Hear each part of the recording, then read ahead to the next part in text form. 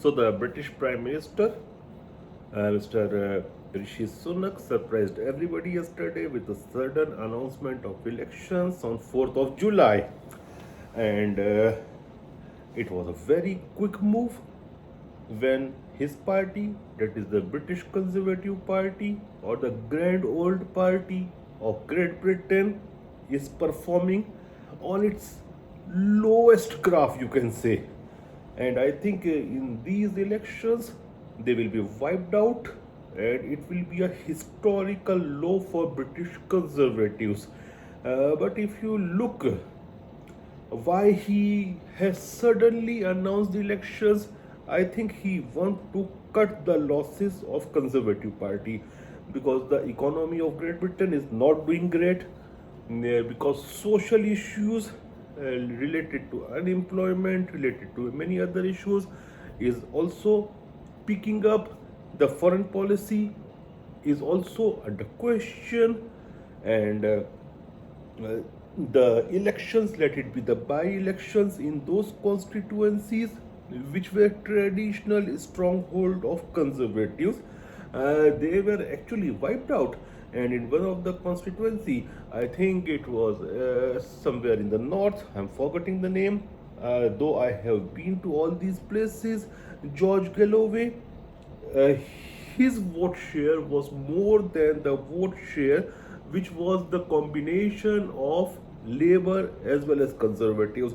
So new people are erupting both from the right as well as from the left, and in this election I'm sure that the biggest party with huge majority will be the Labour Party, and Mr. Strammer will be the next Prime Minister, because this guy, I'm not saying, I'm not a fan of this person at all, but this guy actually suits the globalist agenda.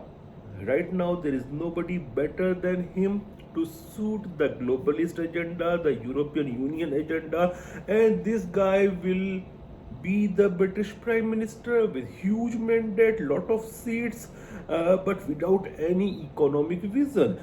Because right now I'm not seeing anybody in the British Parliament across the aisles of parties of both the, on both the parties as well as Liberal Democrats, who has got real agenda, economic vision for Great Britain. So he will be running the show, and mark my words, I think he will once again go for a reverse Brexit voting to once again join the European Union, because this guy is a globalist. He will go for that agenda, and there is a huge possibility that Britain will once again come into European Union's fold, which is already a sinking ship. And they are trying right now to bring countries like Moldova and also Ukraine in the fold of European Union. So as earlier these countries come in the European Union's fold, sooner the ship will sink. But mark my words, what I think. I'm not a cephalogist, and do not also predict future. But what I am analyzing, that this time in British election you will see a lot of surprises. Many independents will also win. Jeremy Corbyn, the former head of the Labour Party, he is also contesting as an independent. You will find many independents winning this time, and huge losses will be there for the Conservative Party. We have seen in the local body elections as well, they have registered huge, humongous losses. So I think Conservatives of Britain this time will be at their lowest graph in the history of their elections. But even on the right side, I'm talking about far right or much right than the conservatives, there is none right now.